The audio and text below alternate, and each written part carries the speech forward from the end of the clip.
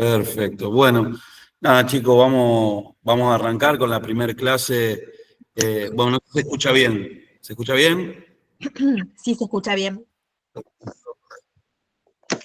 Nada, le decía, bueno, vamos a arrancar con la primera clase del curso de biología. Entendemos que estos cursos los hacemos porque entendemos que biología justamente es una materia troncal de la carrera y nada, que, bueno, nosotros venimos haciendo varios cursos porque también somos estudiantes como ustedes y desde el primer año entendemos también que es un año muy complicado para todos porque muchos vienen de la escuela, otros de muchos años sin estudiar, entonces es otro ritmo. Así que bueno, nosotros vamos a seguir acompañando con todas estas clases que nada, que vamos haciendo, clases de repaso y grupos de estudio. Bueno,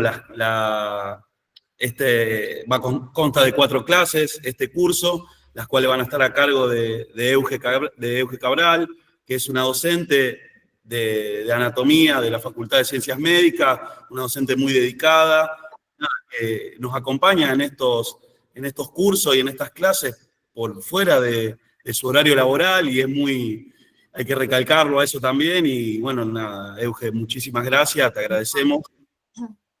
No sé si vos querés preguntar, Euge. No, de nada. Gracias a ustedes por invitarme a dar estas clases. Para mí es un gusto trabajar con los chicos de enfermería. Yo estuve un par de años en enfermería como secretaria estudiantil, prácticamente conviviendo con todos los estudiantes en el medio de la pandemia. Así que bueno, tengo como una cercanía con la escuela y para mí es un gusto ayudarlos a ustedes. Y bueno, ojalá que les sirvan estas clases, que la verdad es que por lo menos a esta, espero que les guste. Al final de la clase yo te la paso, Facu, así vos se la pasás a ellos. Tiene bastante texto para que les pueda servir. Están sacadas de la bibliografía que me pasaron ustedes mismos, o sea, Cielo, y de las guías de estudio que les dio el profesor, el docente, sus docentes. Así que, bueno, medio como orientado a lo que tienen que ver ustedes específicamente. La clase de hoy sería tejidos. Y la idea es quizás en las próximas semanas, no la semana que viene, pero la próxima, poder hacer algún encuentro presencial en la facultad con algunos preparados del museo para que vean que todo lo que estamos estudiando, que aparece en fotos y demás, en realidad existe y bueno, y está ahí para que tengan una cercanía también con la institución, digamos. Que ustedes también forman parte del Museo de Ciencia y Morfología, que es un instituto que está en el segundo piso de la Facu, y que pertenece a todas las escuelas, pertenece a la Facultad de Ciencias Médicas y enfermería es, digamos, una parte muy importante de la facultad. Así que bueno, para nosotros es muy importante tener, a todos les sale con eco. Por ahí hay alguien que tenga algún micrófono y lo está retumbando, capaz. No sé si a todos les sale con eco cuando yo hablo. No sé, Facu, decime. No, a mí se escucha bien, se escucha bárbaro. Bueno, no sé si querés empezamos. Ajá, yo lo escucho bien, ahí dice que sí, a mí no, que no le sale con eco. Bueno, a lo mejor es tu compu y tenés algo prendido en otro lugar o tu celu. Fíjate que capaz que se te está interfiriendo con algún otro dispositivo que tengas cerca. Bien. Bueno, Facu, si querés empezamos. Es una clase linda porque es tejido, Sí. es troncal. Digamos, es fundamental entender esto para poder comprender luego lo que sigue. Así que cuando vos me digas, empezamos. Sí, no, nada, decirles, bueno, eso chicos, que bueno, hoy también, aparte de este curso de biología, hoy también a las 8 de la noche, recuerden que vamos también a dar una clase de subjetividad, que vamos a pasar el link del Meet, así que también esperemos que se conecten todos, ya que bueno, estamos en época de parciales y bueno, ya hay que ir apurando un poco, afilando los motores, porque ya arrancaron con el DSEA y bueno, ojalá que ese también le haya ido bien a todos. Así que bueno, lo digo con Euge, y recuerden que, bueno, que nos estamos viendo, nos pueden encontrar todos los días ahí en la mesita nosotros, o nos pueden mandar un mensaje al privado. Y desde ya, bueno, Euge, muchísimas gracias de nuevo. Así que nada, los dejo con ella. Todo lo contrario. Bueno, un gusto, Facu. Un gusto a todos, chicos. Buenas tardes a todas y a todos. Yo voy a compartir ahora la clase, que es un PowerPoint, y no los voy a ver más. Así que si tienen alguna duda o algo, ustedes solo me tienen que decir, digamos, o sea, abran el micrófono y pregúntenme porque no voy a poder ver los mensajes, o algún compañero que pueda abrir digamos, el micrófono y hablar. Yo hice esta clase pensando un poco en las guías de estudio que ustedes tienen. Así que la idea es que ustedes después yo se las voy a compartir para que la tengan, tienen los conceptos básicos ya escritos, así que creo que les va a venir bien y es como una pequeña introducción, ¿no? Bueno, ustedes me avisan si ven la clase, ¿pueden ver la clase, chicos, ustedes ahí? Sí, sí, se ve. Perfecto. Bueno, nosotros dijimos, o sea, cuando los chicos me propusieron dar estas clases, vimos cuáles eran los temas que por ahí podían ofrecer mayor dificultad y sabemos que ustedes tienen como guías de estudio. Entonces, la primera clase de este ciclo de 4 clases para el repaso para el parcial de biología, pensamos que estaría bueno hablar un poquito de tejidos, ¿bien? Bueno, espero que les guste la clase y que puedan aprovecharla. Yo después se las paso, así que no es necesario que capturen imágenes ni nada, porque yo se las paso con todo gusto posteriormente, ¿bien? Antes de comenzar a hablar de los tejidos específicamente, cuando hablamos en términos de la biología y de la biología que nosotros estudiamos en el área de la salud, que es la biología comprendida al ser vivo y fundamentalmente al hombre como un animal vertebrado, mamífero y demás, la tenemos que empezar a avisar o a revisar desde la organización de los seres vivos. O sea, no podemos, digamos, empezar a estudiar, digamos, un tejido sin interpretar qué hay dentro de sí o cómo se componen los diferentes elementos que lo van a constituir. Entonces hay niveles de organización de los seres vivos a los que se llaman niveles de jerarquización. Y nos sirve para comprender la interacción que hay entre los elementos, que hay en la naturaleza entre sí, ya sean seres bióticos o abióticos, ¿bien? La idea es que entendamos al ser vivo como un sistema que puede, digamos, intercambiar información, materia y energía con el entorno y que en cada, digamos, subsistemas que existen dentro de los diferentes sistemas, digamos, también, digamos, hay intercambio y hay una relación y una interacción. Por eso, digamos, el individuo no se enferma solo o no vive solo, sino que vive el ser vivo en interacción con su entorno, ¿bien? Entonces, la partícula más elemental que existe, que es subatómica, son los elementos del átomo. Las partículas son el nivel subatómico, tiene que ver con los electrones, con los protones, con los neutrones. Estas estructuras van a constituir diferentes átomos. Esos átomos, que pueden tener carga o no carga, van a depender de si son iones o no, se van a reunir entre sí para formar diferentes moléculas, ¿bien? Una molécula puede ser una proteína, un hidrato, un metal, biológica, puede ser inorgánica, o sea, la reunión de varios átomos puede dar lugar a la formación de moléculas. Las moléculas, a su vez, se reúnen para formar elementos que están dentro de la célula, membranosos, que se llaman organelas u organoides.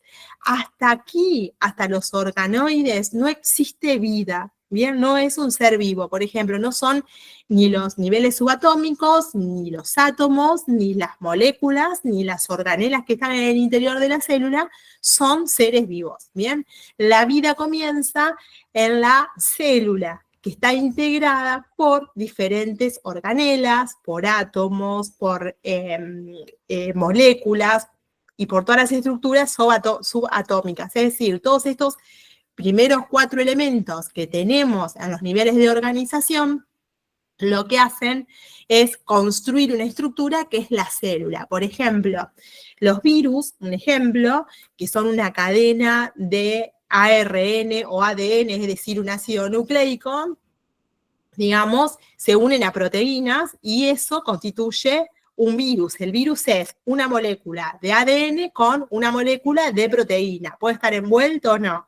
Es decir, un virus, por ejemplo, no sería un ser vivo, ¿bien? Porque no tiene o no forma una célula, no llega a ser célula, por eso necesita del aparato de la célula e invadir una célula y vivir dentro de la célula como una partícula dentro de ella para poder vivir porque usa el mecanismo de la célula. Por ejemplo, como para que entendamos que en la naturaleza nosotros convivimos con elementos que nos enferman, que no son específicamente células, bien, por ejemplo, un virus, bien, que no es o no tiene la categoría de ser vivo. Por esto mismo, la vida comienza a nivel celular.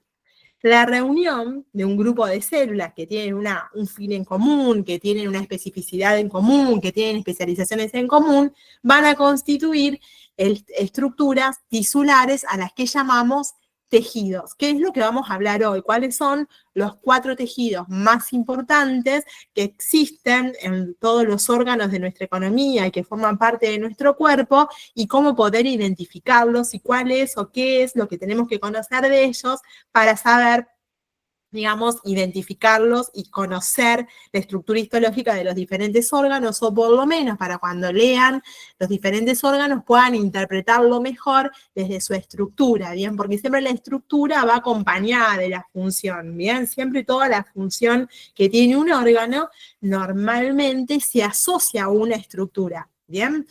Y estos tejidos, como decíamos, constituidos por grupos de células que son semejantes, van a construir órganos, ¿bien? Por ejemplo, el corazón, los pulmones, los riñones, el útero, los ovarios, el globo ocular, una enorme cantidad de órganos que nos componen, que van a formar parte de estos órganos con otros órganos de aparatos y de sistemas, ¿bien? Esos sistemas van a formar parte de un individuo y ese individuo, en asociación con otros individuos, forma una población, ¿bien? O sea, la población, por ejemplo, de estudiantes de primer año de la carrera de enfermería, son todos hombres, hablando del hombre como especie. Dentro de ellos hay varones y hay mujeres o mujeres y varones, ¿bien? Esos son una población.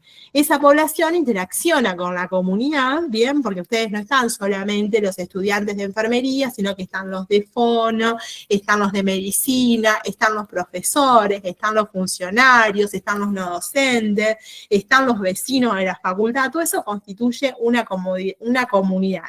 Esa comunidad convive con distintos elementos ambientales, por eso forma parte de un ecosistema. Esos ecosistemas forman lo que se llama biomas, y los biomas integran la biosfera, es decir, partimos desde un nivel subatómico muy pequeñito y vamos a formar un gran, digamos, un gran sistema que no tiene entorno, que es la biosfera o el universo, ¿sí?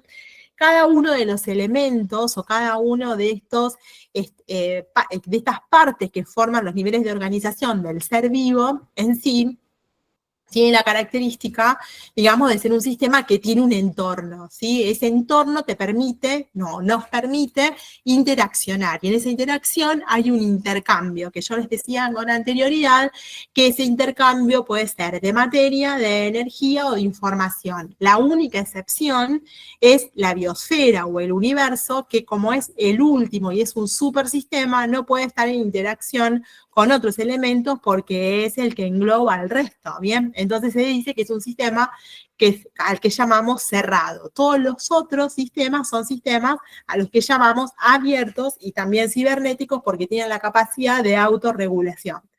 Dicho esto, y entendiendo que los tejidos están constituidos por células y que estas células son el primer nivel en donde aparece la vida, tenemos que comentar 2 cosas muy simples sobre las células antes de pasar a los tejidos específicamente. Nuestro cuerpo, nosotros como seres vertebrados, como seres mamíferos, multicelulares, estamos constituidos por células a las que llamamos células eucariotas, ¿bien? Estas células eucariotas, bien, se diferencian de otras células más primitivas que luego vamos a ver que son las procariotas. Estas células eucariotas son las células típicas de todos los organismos que son multicelulares y no confiere solo al hombre como especie, ¿no? O un animal, sino que están o forman parte de hongos, es decir, forman parte del reino fungi, de los vegetales, de algas, de los protistas. Hay una serie de reinos, además del reino animal y del reino vegetal, que está integrado por células eucariotas. ¿Qué particularidad tienen estas células eucariotas? Estas células eucariotas tienen la particularidad de estar envueltas en una membrana y esa membrana tiene la capacidad, porque es semipermeable, de interaccionar con el medio, ¿bien?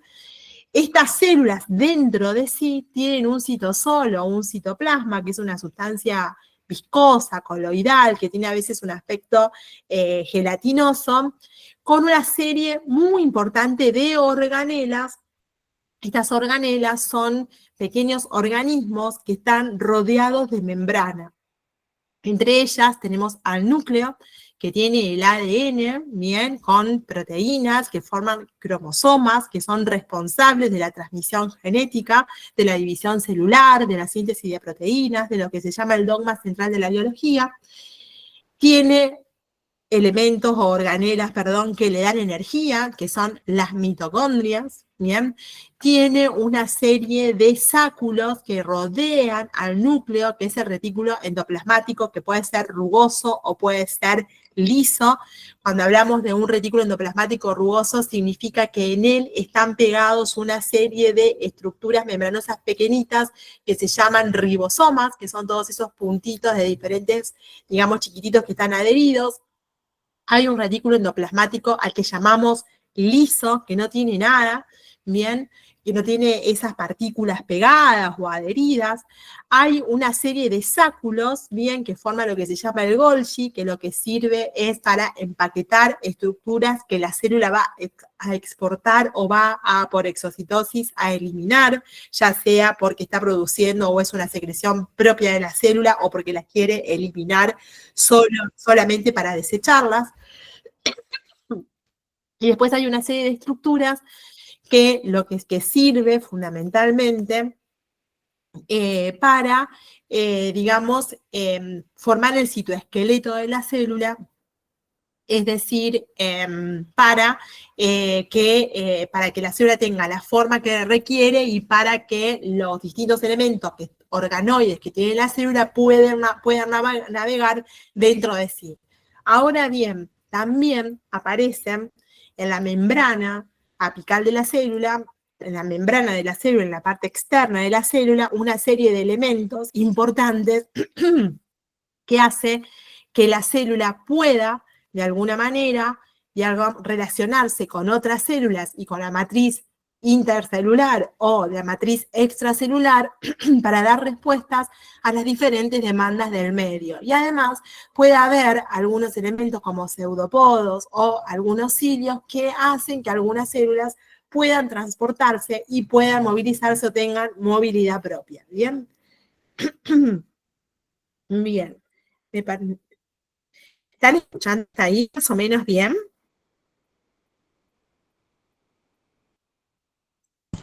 Sí, va bien. Ah, bien, porque sentí un mensaje, yo quizás me quedé sin conexión y estoy hablando sola. Bueno, gracias chicos, gracias por responder.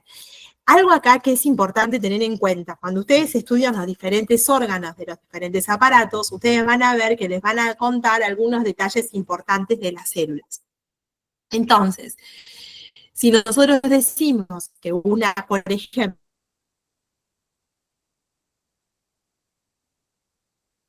si nosotros decimos que una célula produce, por ejemplo, proteínas, bien, estamos diciendo que es una célula que tiene la capacidad de exportar proteínas o producir proteínas para ella misma. Entonces va a tener un retículo endoplasmático rugoso, muy elevado, muy grande, muy desarrollado, con muchas mitocondrias que le tienen que dar mucha energía.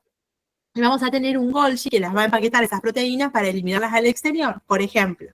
Pero si es eso va a tener, por ejemplo, una neurona. La neurona, por ejemplo, produce muchos neurotransmisores. Muchos de ellos son proteínas. Entonces, una neurona, además de tener un citoesqueleto importante y de tener una estructura importante y de ser autoexcitable y un montón de cosas que vamos a ver, tiene un aparato de Golgi importante, tiene un retículo endoplasmático rugoso importante, tiene muchos ribosomas, tiene un núcleo muy potente porque es muy sintetizador y requiere de mucho ADN y de la formación de ARN, y tiene muchas mitocondrias. Es decir, que de acuerdo con la función que tenga la célula y con su capacidad de producir lo que fuere, metabolismo de lípidos, metabolismo de proteínas, lo que tenga para la que esté destinada la célula, las organelas van a estar más o menos desarrolladas. Entonces, por ahí, conocer para qué sirve cada organela desde la base les va a ayudar a ustedes a interpretar por qué, por ejemplo, un hepatocito,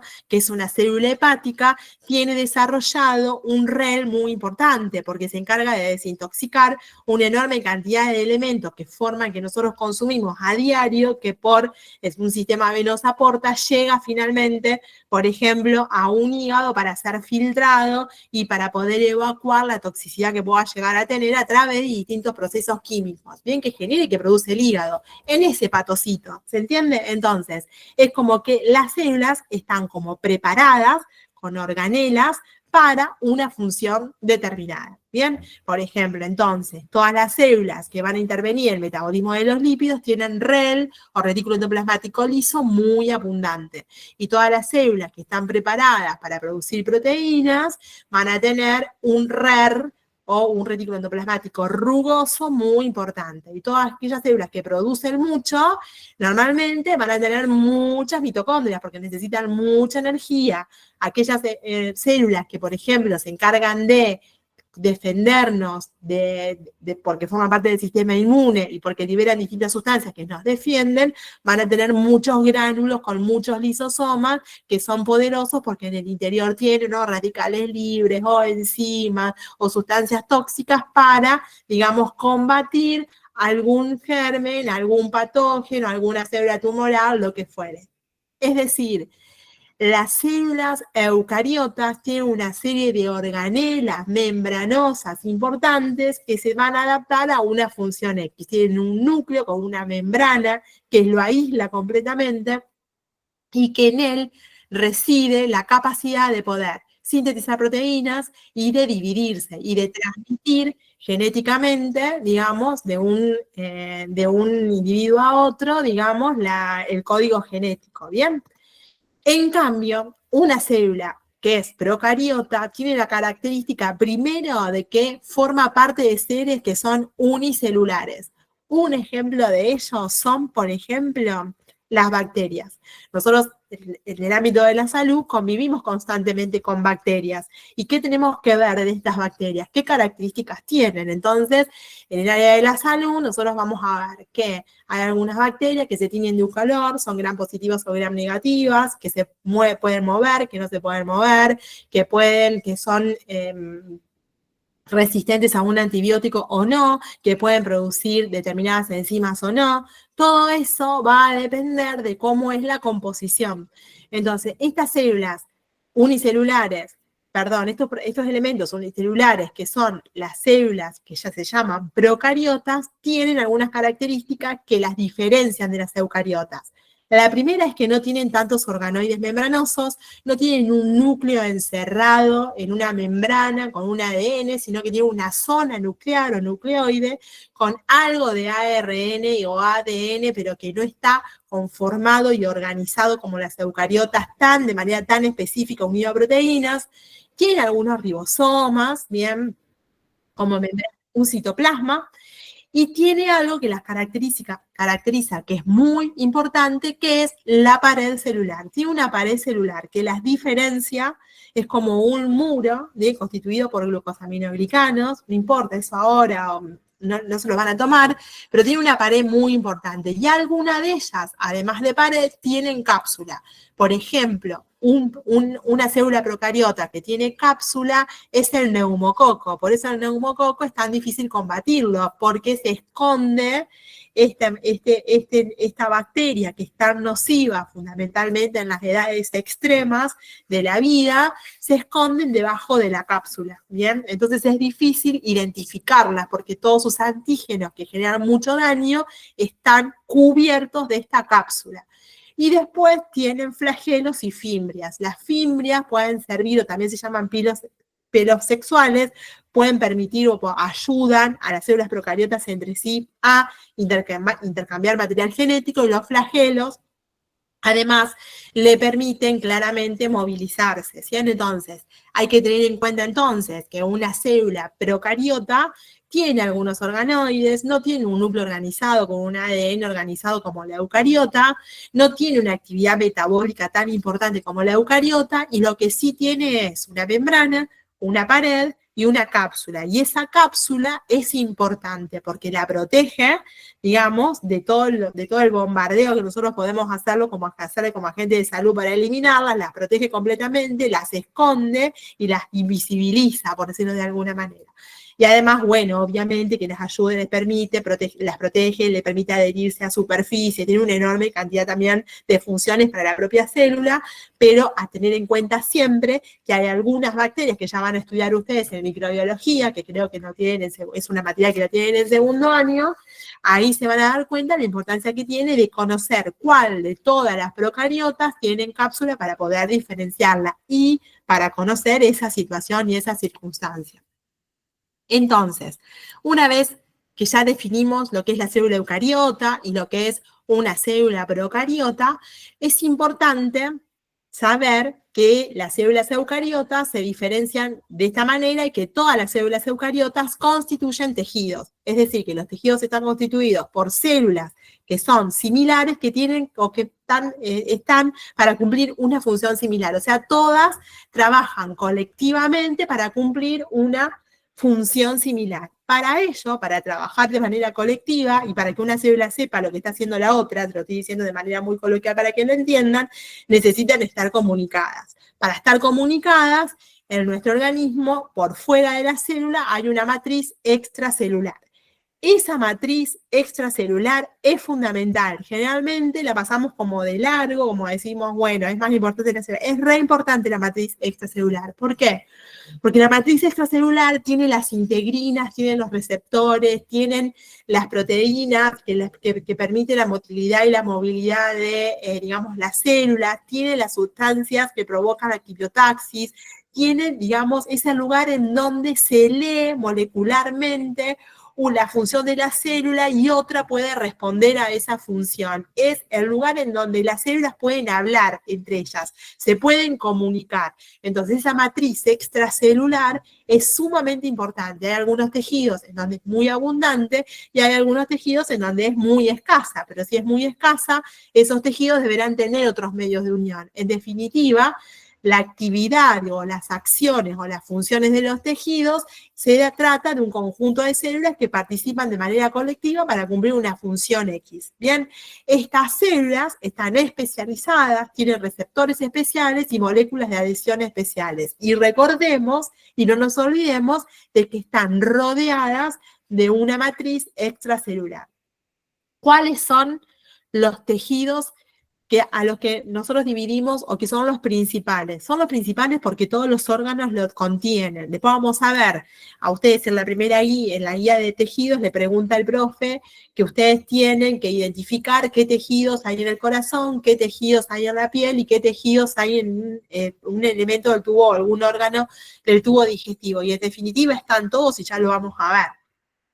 Entonces, los 4 tejidos fundamentales e importantes que tienen que conocer son el tejido epitelial, el tejido conjuntivo, el muscular y el tejido nervioso. Yo entiendo, por todos los órganos que ustedes tienen que estudiar en esta oportunidad para este primer parcial, que el tejido nervioso me parece que tienen que solamente conocer cuáles son las células participantes y las características generales porque forman parte de otro parcial. Pero el tejido epitelial, conjuntivo y muscular, me parece que dentro del muscular, el cardíaco y el liso, es el que mejor tienen que conocer porque ustedes tienen que saber sistema digestivo y sistema cardiovascular. Si no tengo mal entendido, más o menos.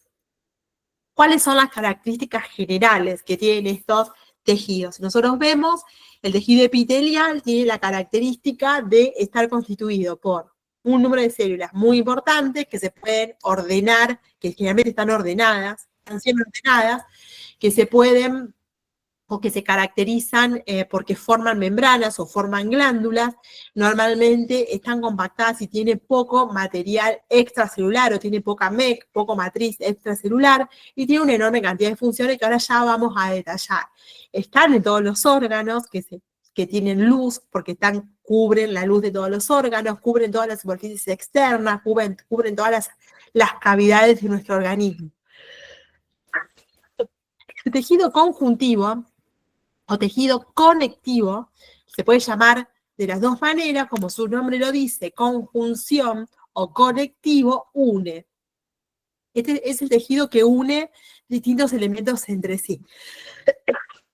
Disculpen, chicos, un minuto. El tejido conjuntivo está constituido por células, pero estas están inmersas en mucha matriz extracelular. Ya lo vamos a ver. ¿Quiénes están constituidos de tejido conjuntivo? Los huesos, los cartílagos, la sangre, el tejido linfático, nuestros tendones, nuestros ligamentos, todo lo que tenga mucho colágeno, la piel, ¿bien? Y además forma parte de casi todos los órganos porque forman las estructuras o andamiaje, sería como el esqueleto que sostiene, digamos, a los diferentes órganos en sí, forman los tabiques, las cápsulas que rodean a los órganos y demás. Y después hay un tejido que es muy interesante, que les va a gustar mucho, que se llama tejido muscular. Este tejido, que es el tejido muscular, es un tejido que está constituido por estructuras como si fuesen fibrilares, digamos como alargadas, bien ramificadas, que pueden ser uni o multinucleares, y que forman parte de muchos órganos, ¿sí? Del estómago, del corazón, del intestino, de las vías respiratorias, de los vasos sanguíneos. El corazón está constituido específicamente por un tejido especial, que es el tejido que se llama miocardio. Bien, ya lo vamos a estudiar y vamos a ver cómo lo vamos a diferenciar y dónde lo vamos a encontrar fundamentalmente, y tiene la capacidad de contraerse, acortarse. Estos tejidos se pueden acortar. Este tejido muscular se puede contraer y achicar su longitud, ¿bien? Porque tiene dentro de sí como unas proteínas que se llaman proteínas contráctiles o proteínas activas, que son la miosina, la actina, la troponina y una serie, y que su deslizamiento, digamos, de alguna manera, se deslizan y se permite la contracción de una fibra muscular. Ustedes no tienen que saber tan específicamente por la bibliografía que vi, pero algunos detalles les voy a contar como para que si leen un poquito más, entiendan un poquito más. Y después tenemos un tejido que es sumamente importante, que es el tejido nervioso, que está constituido por células. Pero esas células son de dos tipos. Algunas en realidad lo que hace es comunicar y conectar distintas partes y tiene la capacidad de autoexcitarse, ¿bien? Ese tejido nervioso. Y tiene dos tipos de células. Las células que se excitan, que son las neuronas, y las células que forman parte de lo que se llama neuroglia, que sostienen, alimentan, defienden, soportan a las neuronas, que son las funcionales específicamente, ¿bien? Están ubicados o forman parte del sistema nervioso central y periférico, y además de los órganos sensoriales, ¿bien? Hay sistema nervioso específico, receptores específicos y nervios específicos en los órganos de los sentidos, ¿bien? El oído, el globo ocular, bien, la mucosa pituitaria que está ubicada en el techo de las fosas nasales para el olfato, en nuestra piel, donde tenemos los receptores del tacto, ¿sí? O sea que el tejido nervioso integra todo nuestro organismo, conduce toda la información y nos mantiene vigiles, ¿bien? Ahora ya lo van a estudiar cuando vean el sistema nervioso, lo importante y lo lindo que es ese tema. ¿No? Ahí tenés. Después tenemos que todas estas células, como les dije, forma parte o está incluida dentro de una matriz que se llama matriz extracelular. Esta matriz extracelular es todo esto que está en celeste alrededor. Fíjense, esto que está acá es la membrana de una célula, la membrana de una célula tiene un modelo, cumple con un modelo que se llama de mosaico fluido, donde tiene diferentes capas de fosfolípidos, que tienen una porción que es soluble al agua y otra porción que es insoluble al agua, y tiene dentro de sí receptores y diferentes proteínas que sirven como de canales, digamos, para que, por eso la membrana es selectiva y semipermeable, para que pasen algunos elementos del interior al exterior celular y del exterior al interior celular. Por dentro está todo el enrejado de citoesqueleto que tiene la célula, y por fuera hay una serie de sustancias que vamos a ver qué contiene, que es esta matriz extracelular. ¿Qué tiene esta matriz extracelular? Tiene líquidos, tiene proteínas y tiene glúcidos, ¿bien? Y tiene una enorme cantidad de fibras que están constituidas por proteínas, pero son fibras, y de las más importantes son las colágenas. ¿Por qué son importantes? Es importante tener en cuenta que en nuestra matriz extracelular hay mucho colágeno, porque este colágeno se deteriora, cambia su conformación estructural durante el proceso de envejecimiento y genera grandes alteraciones en nuestro cuerpo. Ya lo van a estudiar cuando sean, digamos, avancen un poquito más a la carrera, y lo van a ver que este colágeno, que es una estructura proteica presente mucho en el tejido conjuntivo, que tiene mucha matriz extracelular, van a ver que es responsable de muchas patologías. Bien, acuérdense entonces que esa matriz extracelular, donde nuestras células están bañadas, bien, tiene mucho colágeno, mucha fibrina, mucho glucosamino, mucho ácido hialurónico, tiene todos estos elementos. Bien, estos elementos o los elementos que componen la matriz extracelular son el agua, las proteínas y glucoproteínas, que son proteínas compuestas, y proteoglicanos, que son proteínas también con algunos ácidos que forman glúcido, que lo constituyen o que lo transforman digamos, en ácidos, y que son en realidad estructuras de glucosa, son glicanos, son hidratos de carbono. El agua lo que hace es ser el solvente natural, entonces solubiliza y le da fluidez a esa matriz extracelular, y está en todos los tejidos corporales, en todos.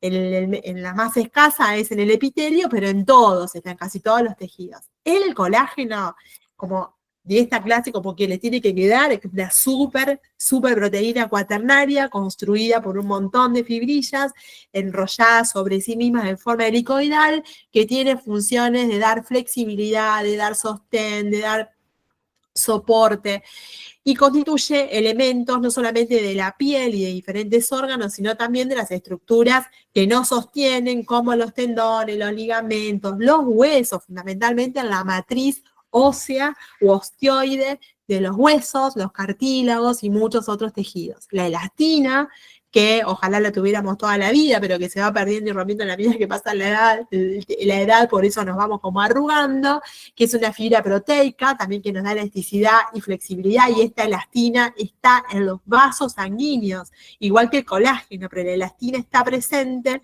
en muchos vasos sanguíneos, fundamentalmente de gran calibre, las arterias de gran calibre que son elásticas, como por ejemplo una aorta, ¿bien? La arteria aorta, que es la que nace al ventrículo izquierdo del corazón. Esa arteria tiene mucha estructura elástica, mucha elastina. Esa elasticidad se va perdiendo con la hipertensión arterial, y esa elastina se va disminuyendo, se va haciendo cada vez más rígida, porque va perdiendo elastina y también colágeno en la propia arteria, que le ocurre a todos, es un proceso que nos va a ocurrir a todos, que nos está ocurriendo a los que somos adultos ya adultos, y que comienza, digamos, durante la juventud, y que normalmente todos vamos a tener una rigidez en nuestras arterias con el paso del tiempo, ¿bien?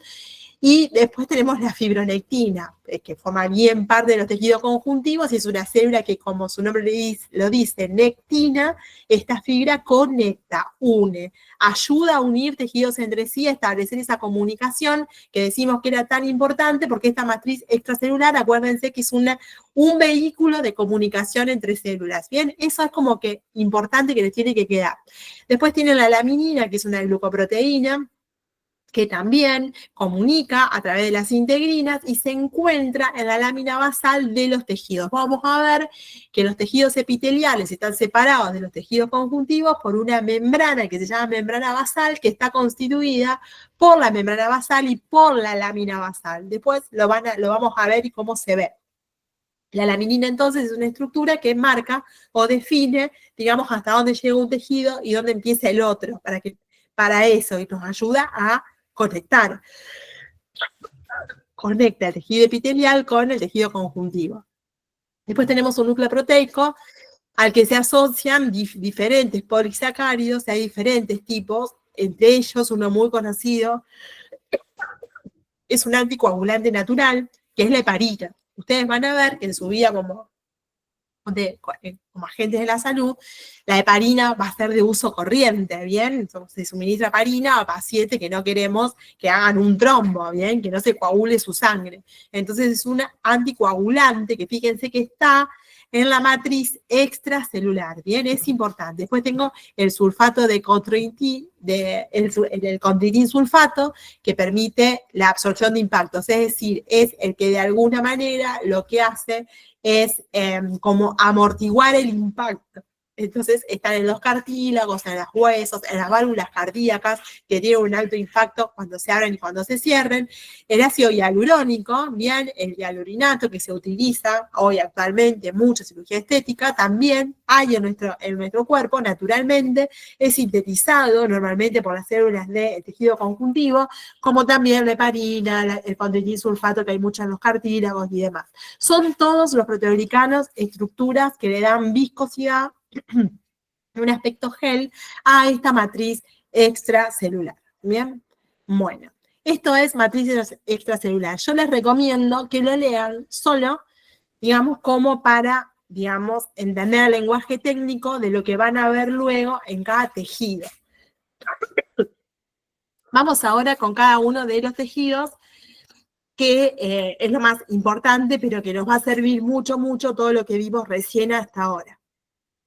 El tejido epitelial es un tejido que tiene como función fundamental proteger, cubre, recubre, tiene como dos partes, después ya lo van a ver, una parte que es membranosa, que cubre absolutamente todas las partes corporales, internas, externas, luces, todo, la luz de los órganos huecos, quiero decir, y también glandular, forma glándulas con una determinada secreción que se va a clasificar de manera diferente.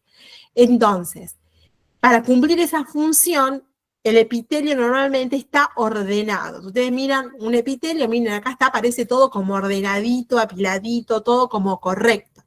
Si ustedes miran, una célula está pegada al lado de la otra. ¿Ven? Este es un epitelio donde todas las celulitas están una al lado de la otra. Eso significa que tiene poco MEC, es decir, tiene poca matriz extracelular y tiene líquido intersticial.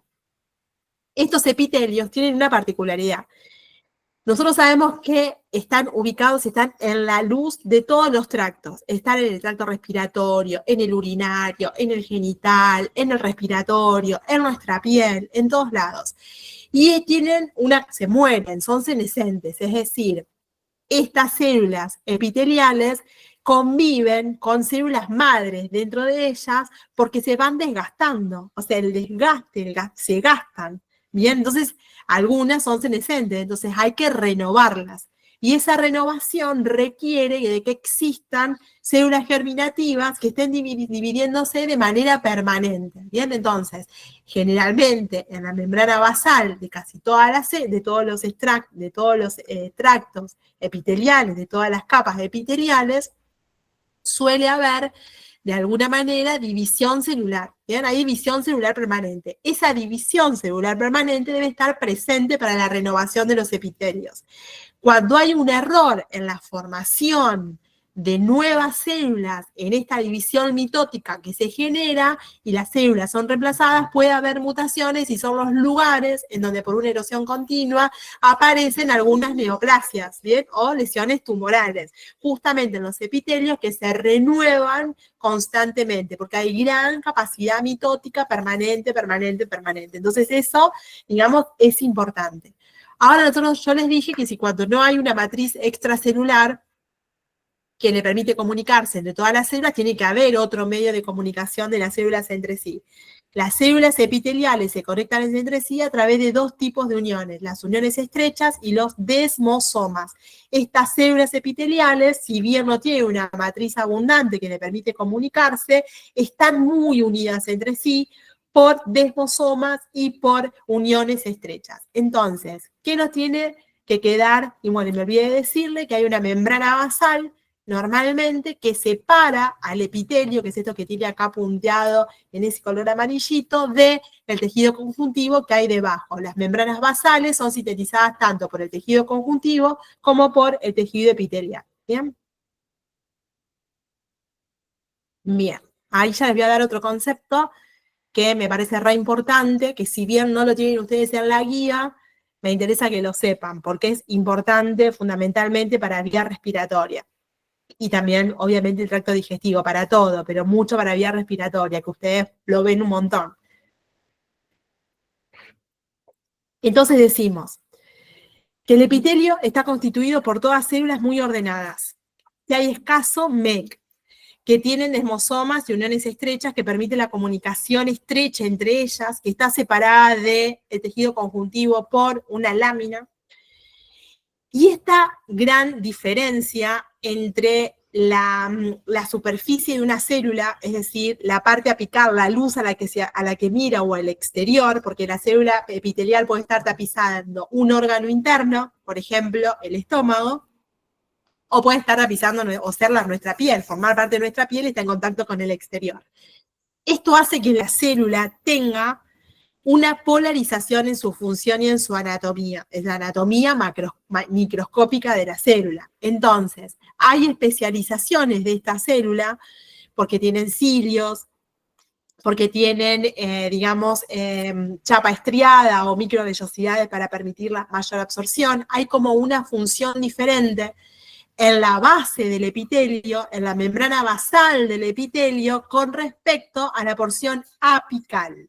Bien, con respecto a la porción apical. Entonces decimos que todo el epitelio tiene una luz que es apical, que mira hacia la luz, y una capa que es basal, que es la generatriz, que es donde están las células madres del epitelio. En todos los epitelios, entonces, vamos a tener células que van a estar más diferenciadas, maduras, específicas, y menos diferenciadas. Las menos diferenciadas son las células madre que se están dividiendo para diferenciarse en células adultas maduras. Bien, esas células maduras y adultas van a ser las que están más cerca de la región apical, por eso hay una polarización en la función de los extractos epiteliales.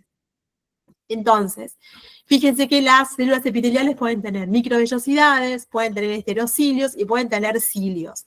Y que la membrana basal tiene la parte generatriz.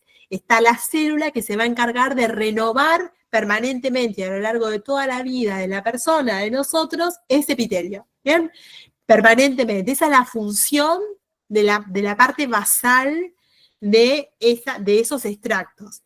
Y naturalmente la célula epitelial tiene muy cerquita de la región basal su núcleo. ¿Bien? Los núcleos son bien basales, bien redondos, bien azules, bien basófilos. ¿Bien? Entonces, hay una polaridad en la anatomía de la célula epitelial. Bien, la parte apical, que es la que mira a la luz o al exterior, puede tener alguna especialización. Esa especialización, ¿para qué me sirve? Para barrer moco, para absorber nutrientes, para exportar, para lo que fuere. Bien. Y después tenemos que el epitelio tiene un montón de funciones que me imagino que más o menos se la están dando cuenta de acuerdo con lo que les estoy diciendo, pero que hay un epitelio que decimos que recubre, es un epitelio que tapiza, bien, que es un epitelio de recubrimiento, tapiza cavidades. En nuestro cuerpo hay algunas cavidades que ustedes tienen que conocer, que son la cavidad donde están los pulmones, que se llaman cavidades pleurales, la cavidad donde está el corazón, que es la cavidad pericárdica, y la cavidad de todo el abdomen, que es donde están todos los órganos abdominales, que es el peritoneo o la cavidad peritoneal, y diferentes vasos sanguíneos y linfáticos. Además de algunos conductos respiratorios, digestivos, genitourinarios, que también los tapizan en su interior, los tapizan en el interior. ¿Eh? Y después hay un epitelio glandular. Ese epitelio glandular permite, de alguna manera, diferentes tipos de secreciones que no me voy a adelantar, ya la vamos a ver, porque si me adelanto ahora lo vuelvo a repetir. Entonces, ¿cuáles son las funciones del tejido epitelial en general? Ya sea para el membranoso o para el glandular. Protección, bien, nos protege de que la pérdida de agua, o sea, de la resecación, o sea, porque es impermeable, hace que conservemos el agua, de las abrasiones, porque hay epitelios que están queratinizados, y esa especificidad y esa queratina, que es una proteína con, con queratina que tiene es una glucoproteína, quiero decir, es una proteína más un hidrato de carbono, la queratina. Nos protege de las abrasiones. Hay algunos epitelios que son muy, digamos, que tienen muchas capas y que no están queratinizados, pero que esas capas nos defienden, pero la piel, además de tener muchas capas, nos defiende porque tiene una capa de queratina, la capa córnea específicamente, nos defiende de los patógenos que puede haber en el exterior. Si bien nuestra piel tiene una enorme cantidad de microorganismos que forman parte de nuestra flora habitual, nos protege de, digamos, el pH, la humedad, digamos, la presencia de la acidez generada por las glándulas sebáceas de la piel y demás, nos protegen contra la presencia de diferentes patógenos. Permiten la difusión, algunos epitelios permiten la difusión de elementos, de gases, fundamentalmente a nivel respiratorio, en los alveolos respiratorios. Permite la absorción de moléculas a nivel del intestino. El intestino delgado es el lugar en donde mayor cantidad de absorción de nutrientes hay. Se absorbe agua, iones, aminoácidos, hidratos de carbono, lípidos, etcétera, etcétera. Y la filtración nos permite filtrar, eso ocurre a nivel renal, y además, lo más importante, nos permite también secretar porque forma glándulas. Las secreciones son muy importantes. O sea, todas las glándulas que tienen un conducto que secretan, la glándula mamaria, las glándulas sebáceas, las glándulas sudoríparas, el páncreas, todas las glándulas de nuestro cuerpo están constituidas por tejido epitelial, que forman diferentes glándulas que pueden formar acinos o túbulos, ya lo vamos a ver, y permiten la secreción, están capacitadas para eso. Bien, entonces, fíjense cómo una serie, digamos, de células, digamos, unidas entre sí, forman órganos de esta manera. Digamos, ahora ya lo vamos a ver. Este epitelio, disculpen, pero no estoy en la mejor salud. No sé por qué suena, me imagino que hay alguien que quizás quiere entrar. El epitelio, yo no tengo la posibilidad de hacerlo ingresar a la charla. Bueno, el epitelio o los epitelios pueden clasificarse por dos cosas. Por la forma de sus células, o también pueden clasificarse no solo por la forma de las células, sino también por la cantidad de capas o de extractos que tiene en los diferentes órganos. Ahora lo vamos a ver. Entonces decimos que se pueden clasificar de acuerdo con la forma de las células en células planas, en células cuboides, en células cilíndricas. Cuando hablamos de planas, significa, nosotros, esto me hace acordar mucho anatomía, que es la disciplina que yo enseño en la facu, pero nosotros normalmente en el ámbito médico, en el ámbito de la salud, en el ámbito cuando tenemos que hablar en el mismo idioma, hablamos de diferentes dimensiones. Estas dimensiones pueden ser la altura, el ancho y el espesor. Las células escamosas no tienen altura, son anchas y tienen profundidad, es decir, tienen espesor, pero no tienen altura, son todas bajitas, son planas. Esas células planas o se llaman escamosas, entonces son epitelios planos o escamosos. Hay algunas células que todas las dimensiones, o sea, la altura, el ancho y el espesor, son muy similares, entonces son cúbicas, parecen cubos, ¿bien? Y después hay otras células que son más altas, que profundas y que anchas, que son las cilíndricas, ¿ven? Son bien altas, son cilíndricas, o también llamadas columnares, cilíndricas o columnas, parecen como columnas. Entonces los epitelios pueden ser planos o escamosos, cúbicos o cilíndricos. Ahora bien, de acuerdo a la cantidad de capas que tenga estos epitelios, pueden ser simples o estratificados. Son estratificados cuando tienen dos o más capas, como por ejemplo tiene más de 2 capas. Después hay algunos que se llaman transicionales, donde en el mismo epitelio, los transicionales, en el mismo epitelio conviven diferentes tipos de células. Por eso se da en distintos órganos que están expuestos a un estrés y a diferentes cambios de tensión o de presión. Por ejemplo, la vejiga. Vieron que la vejiga urinaria se distiende, se vacía, se distiende, se vacía. Esos cambios de estrés, esa tensión que tiene la pared, requiere de un equilibrio. Entonces, la anatomía le ofrece un epitelio del tipo transicional. Significa que las capas de células, digamos, están acomodadas de tal manera de que no se lacere, de que no se rompe el epitelio, de que pueda soportar el estrés o el estado de vacuidad de este órgano, que es la vejiga en este caso. Y después hay otras células, otros epitelios que se llaman pseudoestratificados. Pseudo significa falso. Estratificado sería falso estratificado. Significa que es un epitelio que es simple, que tiene una única capa de células, pero que las células no están ordenadas. Entonces hay algunas que llegan a la parte apical, hay otras que no, y los núcleos están interpuestos de manera irregular. Entonces parece a simple vista, como los núcleos están irregulares en diferentes alturas, que hubiese más capas, pero en realidad es una única capa. Por eso se llama pseudoestratificado, porque parece estratificado, pero la realidad es que es un epitelio simple. Eso está, por ejemplo, en el tracto respiratorio y también está en el tubo digestivo, ¿bien? Ya lo van a estudiar. Y después tienen, acá es un ejemplo de exactamente lo que les decía antes, que de acuerdo con las capas celulares, los epitelios se dividen en simples, estratificados y de transición, que es lo que les expliqué con anterioridad. Acá tiene un bien simple, acá tiene un estratificado plano queratinizado, estratificado plano no queratinizado, que significa que no tiene queratina, ¿bien? La queratina normalmente, cuando existe fundamentalmente en la piel,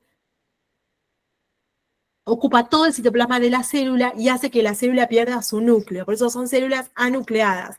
Se dicen que son células como muertas, que se van a ir despegando de nuestra piel. Son células senescentes, si bien esa capa nos protege, porque es impermeable, porque nos protege de los roces, de las abrasiones y demás, es una capa de células muertas, porque no tienen núcleo, ¿bien? No tienen núcleo. Está su citoplasma completamente ocupado por queratina.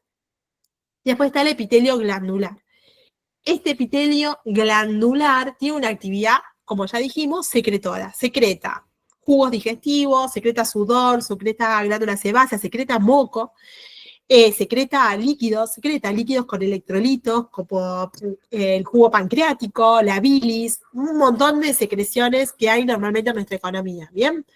Bien, estas secreciones, estas glándulas, quiero decir, estas glándulas vierten esa secreción a través de un conducto, a través de, o directamente en la luz de un órgano X o en la superficie corporal, o bien al torrente circulatorio, y ahí tenemos una secreción que es endocrina. Ahora vamos a ver cuál es la diferencia. Este epitelio glandular entonces puede volcar su secreción en diferentes lugares, dependiendo en dónde esté y la función que tiene, pero se pueden clasificar la forma, de acuerdo con la forma, en tubulares, ¿ven? Que son tubulares, o acinosos o alveolares. Alveolares o acinosos son estos, y después hay otros que no se los menciona en la literatura que ustedes tienen, pero que yo se los agrego, que son saculares. Los saculares son las glándulas que están al lado de un folículo piloso en nuestra piel, por ejemplo, ¿ven? Ahí tiene una glándula bien sacular, bien redondita, como un saquito que la vierte. Estos son todos los adenómeros, son las glándulas acinosas que tiene la mama en la mujer, por ejemplo, con el coloide en el interior. Estas glándulas, por ejemplo, son las glándulas sinuosas, son rectas, son tubulares, pero sinuosas. No son tubulares, pero no rectas simples, sino son sinuosas. Esta sinuosidad aparece en el endometrio a nivel del útero, ¿bien? Y esto que tenemos acá son glándulas que forman parte de la parótida. La parótida es una glándula salival que tiene la particularidad de tener glándulas que son mixtas, algunas de ellas son mucosas, es decir, que secretan una secreción rica en moco y otra, una secreción rica en enzimas, dependiendo de la necesidad que haya en nuestra cavidad bucal, dependiendo de la saliva que se requiere en el momento. En definitiva, los epitelios glandulares lo que hacen es básicamente generar, armar un sistema glandular que vierte su secreción de manera diferente a través de un túbulo, a través de la luz, en la superficie corporal de manera diferente o al torrente sanguíneo, y que su anatomía nos ofrece que puede ser o tubular, o puede ser acidosa, o puede ser sacular.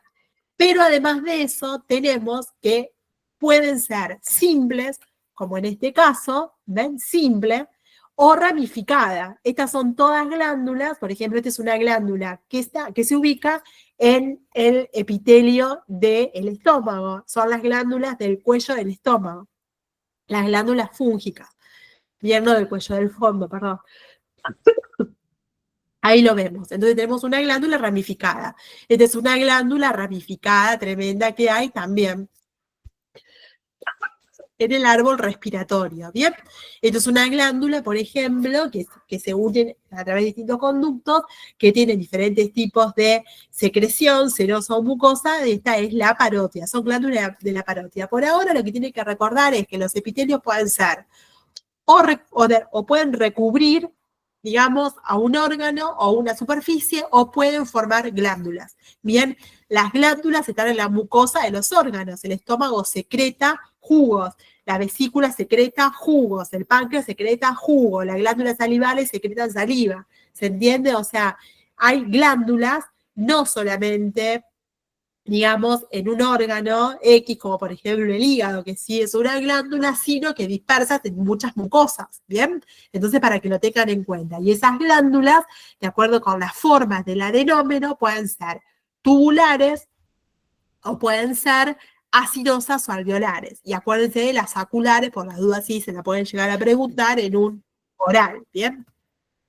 Bien.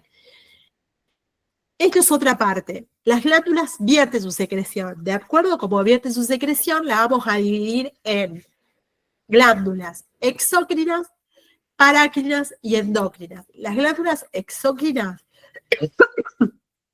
son las que están en general en las mucosas. Las glándulas exócrinas pueden vertir su secreción a través de una secreción a la que llamamos merócrina, que es esta, apócrina o alócrina. La que es merócrina es la que la propia célula empaqueta la secreción y la exocita, la saca hacia el exterior. Es como que necesita una célula que tenga mucho RER, mucho Golgi, tiene que empaquetar con la membrana prácticamente la secreción que va a, digamos, irse hacia la luz apical. Y esa digamos, secreción, de alguna manera, digamos, se vuelca al exterior, pero la célula permanece intacta, digamos, produce, la empaqueta y sale. Esa es la secreción merócrina. La apocrina es cuando una gran parte de la secreción está en la parte apical y la envuelve la membrana plasmática apical de la célula y se pierde parte de la membrana apical de la célula. ¿Ves? Se ve va y va la gota de lípido, por ejemplo, en este caso, se queda envuelta, viene la membrana apical y se libera. ¿Bien? Y la holocrina es cuando la célula libera todo el contenido y muere por un programa de apoptosis, por muerte celular programada, y eso, digamos, genera una secreción, pero también, como consecuencia, un detrito celular o un resto celular. Bien, esas son las tres secreciones que son exócrinas. Y después tenemos otras secreciones, que es la parácrina, que es una secreción que la célula, digamos, secreta un contenido de alguna manera que es para células adyacentes o para ella misma. Es decir, es una secreción que la libera el intersticio. Bien, y después tenemos las endocrinas, que son las secreciones quizás más conocidas, que son las que se vuelcan a la sangre, que son las hormonas. Bien, todas las hormonas, digamos, forman parte de un sistema que se llama sistema endocrino porque las hormonas de alguna manera son transportadas por nuestra sangre, por los vasos sanguíneos, digamos, que tenemos en nuestro cuerpo. Entonces, todas las glándulas que vuelcan toda su secreción a la sangre tienen una secreción endocrina. ¿Bien? Esos son los tipos de secreciones que tenemos. Hasta acá, ¿tienen alguna duda de este tejido epitelial?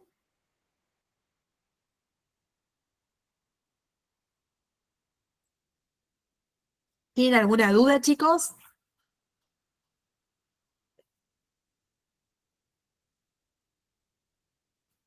No, hasta acá no. Bien, perfecto. Bueno, vamos con el tejido conjuntivo. El tejido conjuntivo es el tejido más abundante, ¿bien? Es el tejido más abundante y muy diverso.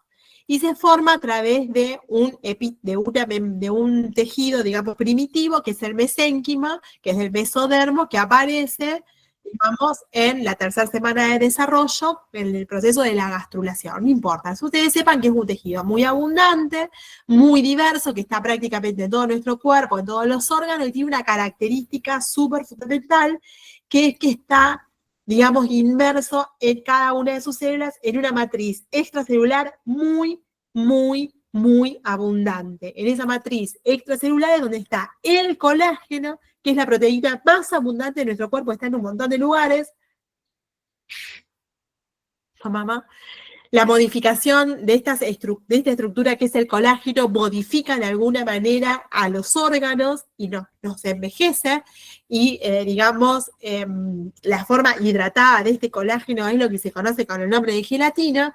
Además de colágeno tiene elastina, tiene reticulina o fibras reticulares que forman como una red, por eso también órganos que filtran. Y también tiene lo que ya dijimos antes, que tenía la matriz extracelular, muchos, digamos, glucosaminoglicanos, ácido hialurónico, tiene heparina y tiene algunas células. Entonces nosotros acá vemos en un esquema algunas características especiales. Vemos que tiene colágeno, vemos que tiene fibras reticulares, vemos que tiene elastina y vemos algunas células particulares. ¿Cuáles son las células de este tejido conjuntivo? Son los mastocitos, los fibroblastos y los macrófagos. Esas son células que son propias de ese tejido conjuntivo. Ustedes van a ver que hay macrófagos en un montón de lugares. Los macrófagos están o son células que forman parte del sistema inmune, que son tisulares y están en el tejido conjuntivo. Hay una célula de todas estas que es muy importante, que es el fibroblasto. Este fibroblasto es una célula madre del tejido conjuntivo. Es la que produce el colágeno, las fibras reticulares y la elastina. Alguien tiene que producir el colágeno. El colágeno no nace así del novo, lo produce una célula porque es una proteína.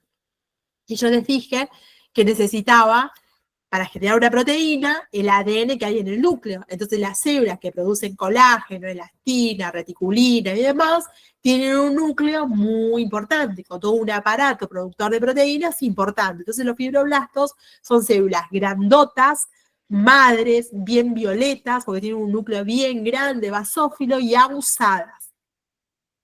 Esos fibroblastos, si son estimulados, pueden diferenciarse a otras células que son conectivas, como una célula ósea, una célula muscular, bien, porque el tejido óseo, el tejido cartilaginoso, son especificidades o son son tejidos especiales dentro del tejido conectivo, pero una estimulación de este fibroblasto también puede generar una célula mioepitelial, una célula muscular, ¿bien? Una célula que tiene las características de ser una célula muscular, no es lo normal, pero ante una estimulación X puede ser. ¿Por qué? Porque es una célula madre, y si la célula madre está inmersa en una matriz que le está dando órdenes que se diferencie para tal estirpe celular, la célula se diferencia y parte por factores de crecimiento a diferenciarse en una célula diferente a la que ella está formada.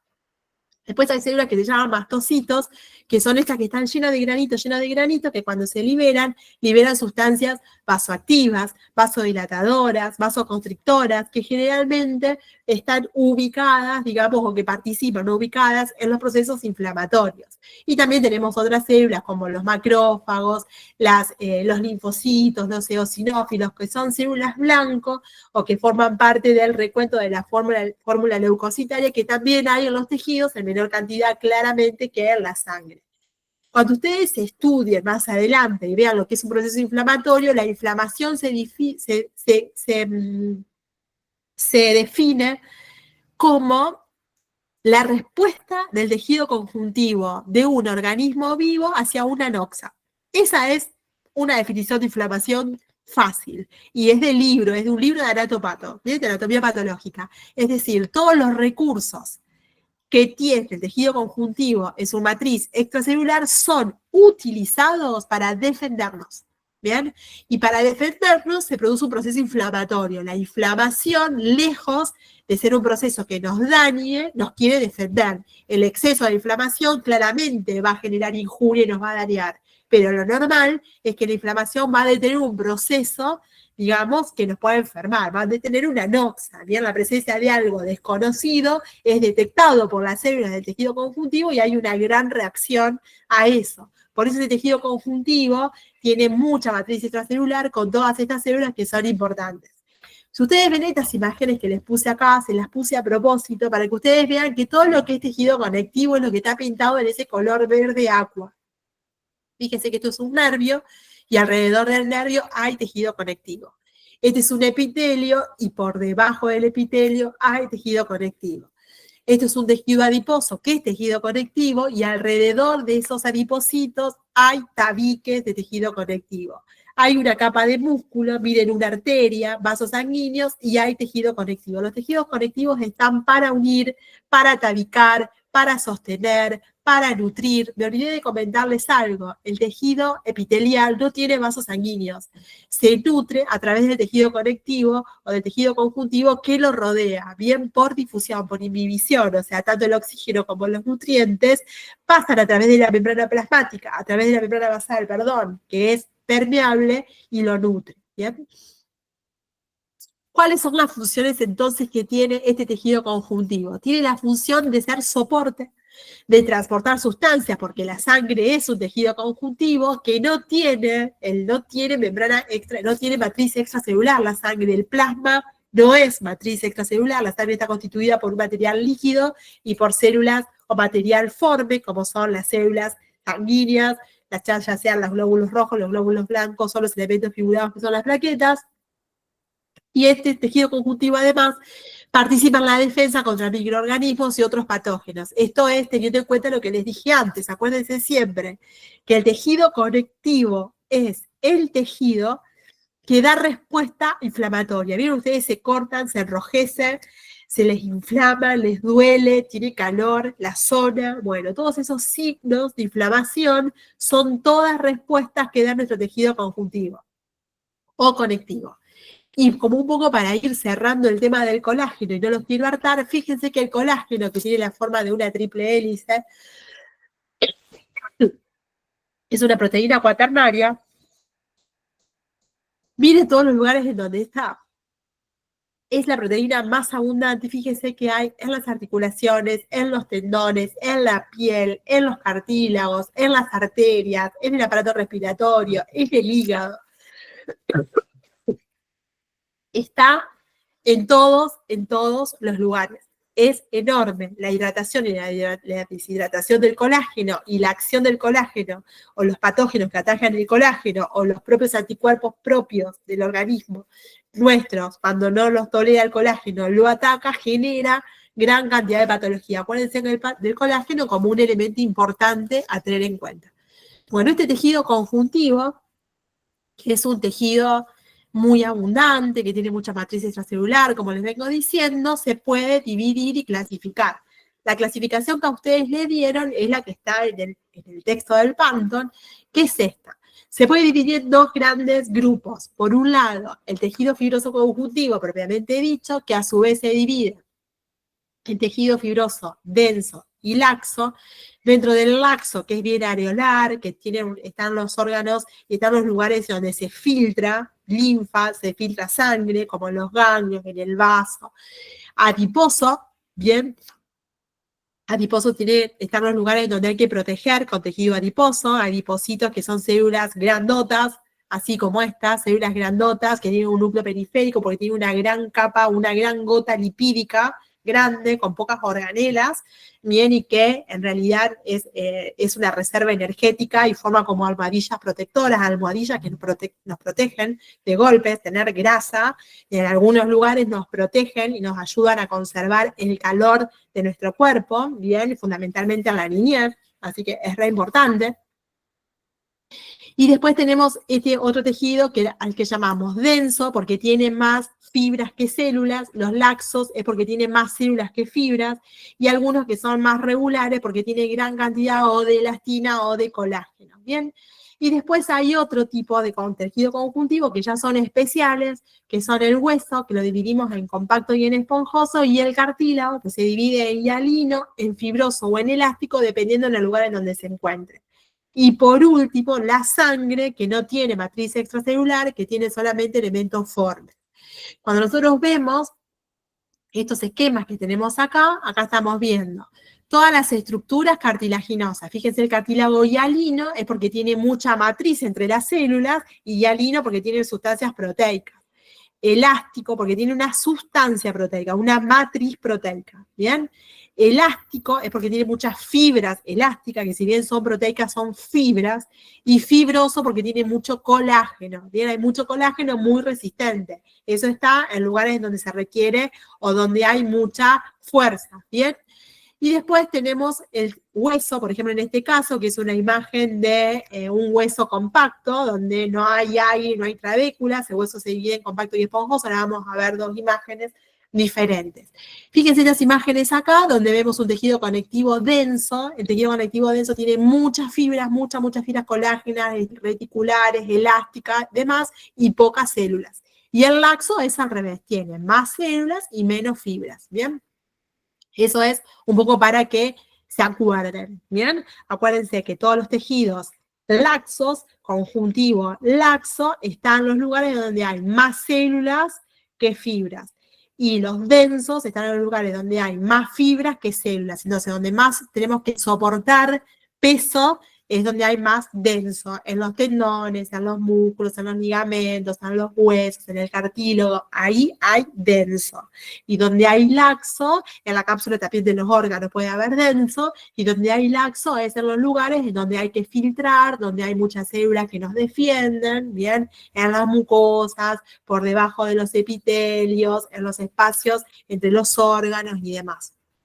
Bueno, acá es medio como lo mismo. Yo les agregué este cuadro, pero más que nada para que ustedes lo tengan, en donde encontramos cada uno de los, digamos, tejidos conjuntivos, con una fotito de cada uno, medio como para que lo vean y que se fijen. Cuando es denso que prevalece, cuando es laxo que prevalece, ¿bien? Y dentro de la clasificación, dónde está el adiposo, dónde está el óseo, dónde está el, digamos, el sanguíneo y demás.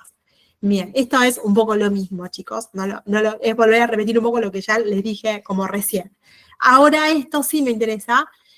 Las células de tejido conjuntivo que más vamos a tener en cuenta, como ya les dije, son los fibroblastos, los macrófagos y los mastocitos. Los fibroblastos son esas células madres que generan todas estas proteínas, elastina, colágeno, fibras reticulares, todo eso.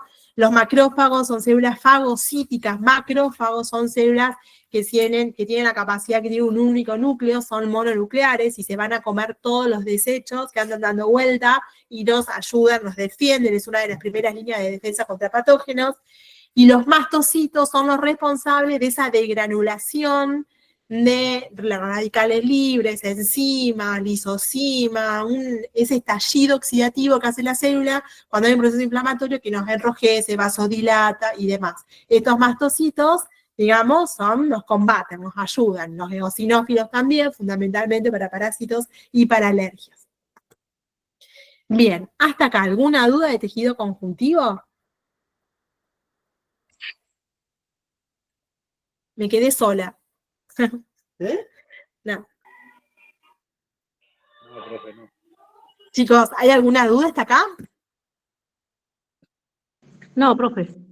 Bueno, No, gracias. profe, está todo claro. Bueno, genial. Gracias por responder, porque yo no los veo.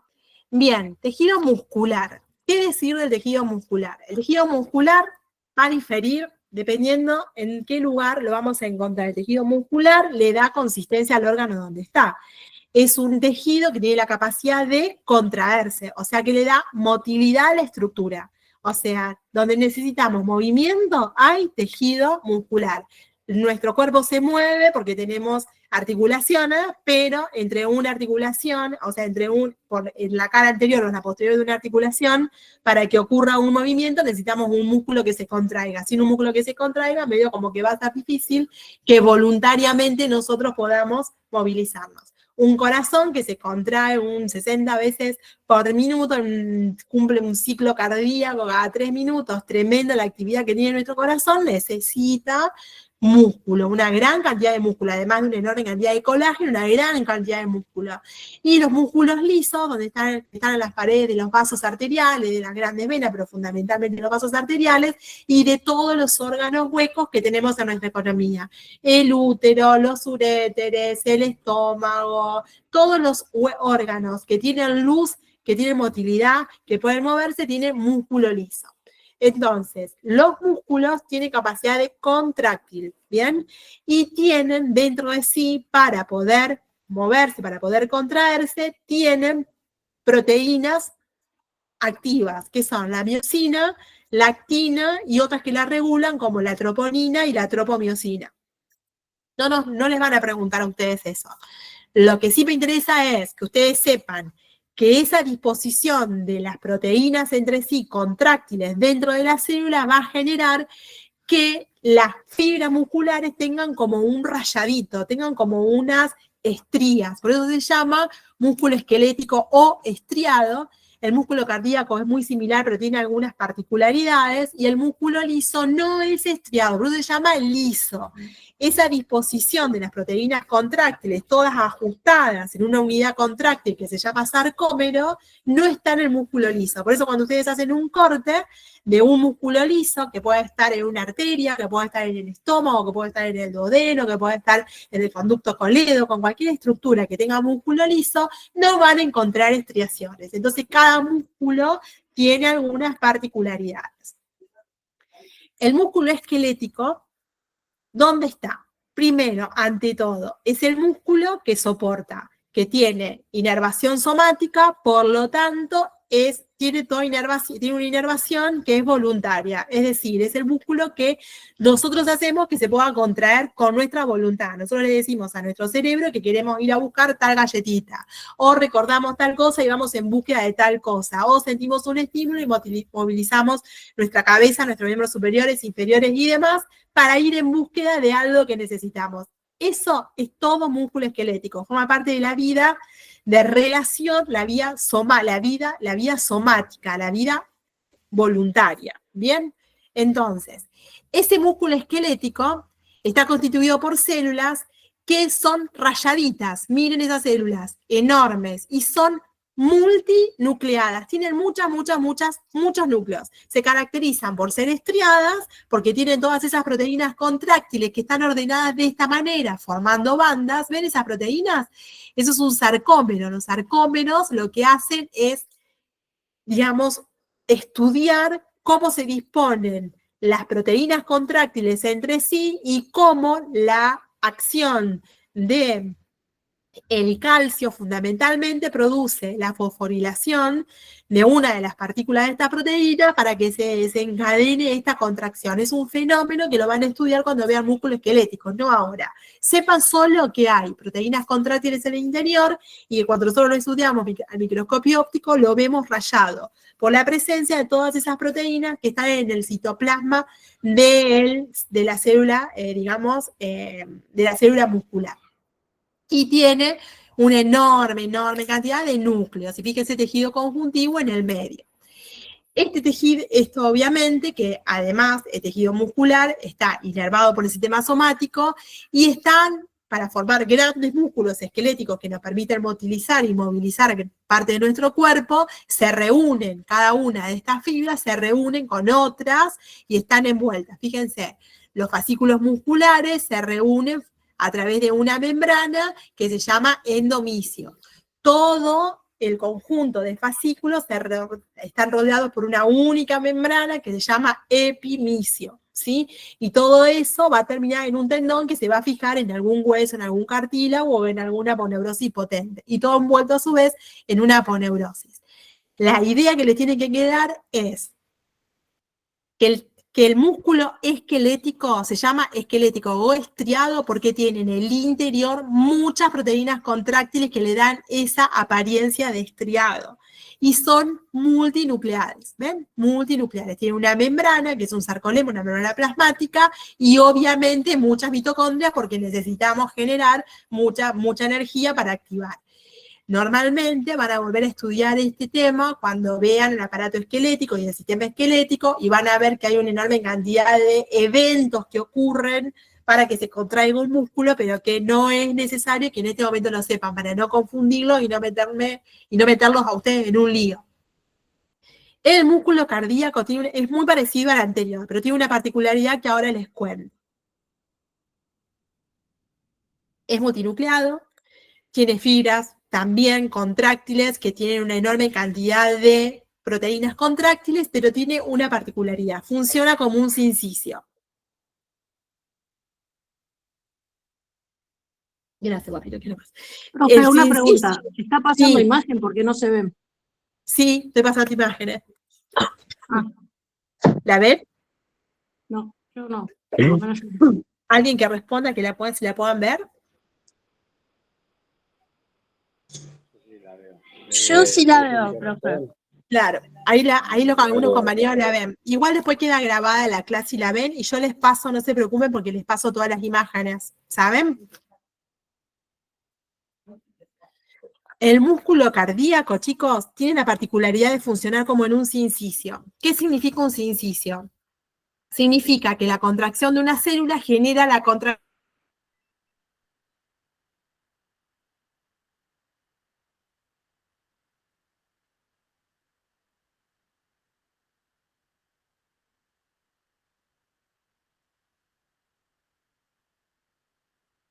Tiene un tipo de unión o unos medios de unión que se llaman uniones gap.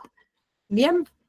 Son discos intercalares o uniones gap. Nada más. Eso es. Después es igual al resto. Tienen las mismas proteínas, necesitan los mismos requerimientos.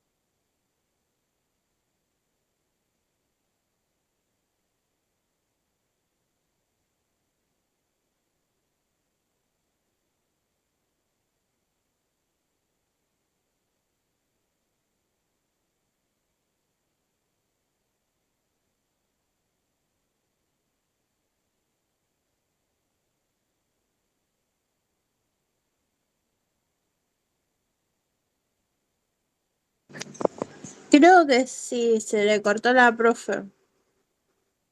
Y tampoco está conectado el Aldo, así que ni idea. Algo habrá pasado.